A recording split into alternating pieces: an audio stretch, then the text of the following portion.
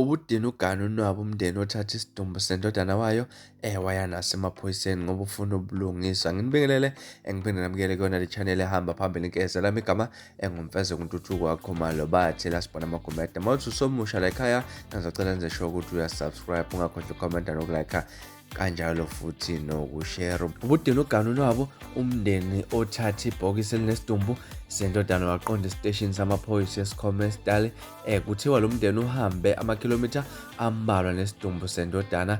uNkosana Samuel obeneminyaka ewu-27 waze wafika esiteshini samaphoyisa wahlala nasesangweni. Lo mndeni uthi ufuna ubulungiswa ngokubulawa kwendodana yawo ehlaselwa yiqulu labantu ngomsombuluko ebusuku. Ngokwemininingwane etholwa bezindaba, uMasoluke ushawa abaqaphi bomphakathi bemsola ngokweba. Kuthiwa bebesola ukuthi wayebiza ingubo nomakhalekhukhwini emzini yabantu lapha endaweni yasemasimini esikhoma lapha. uJames Tibane okhulumela umndeni uthe baphathe kabi kakhulu futhi bazama lapha ukwetshisa okwenzekile lapha. uSamuel ubengumfana olungile lapha, bekungamfanele neze lokho kumehlele ukuba bulawe ngalesihluku abulawe ngaso. uthathe ukuthi bani lapha uthe amalungu e-CPF abulala uSamuel emsola ngokweba izingubo nomakhalekhukhwini emzini yabantu. Bafika ekhaya bezobheka lokho-ke abatholanga lutho, kodwa baqhubeka futhi nokumshaya waze kwashonela khona lapho. Uqhubeka yena laphana okhulumela umndeni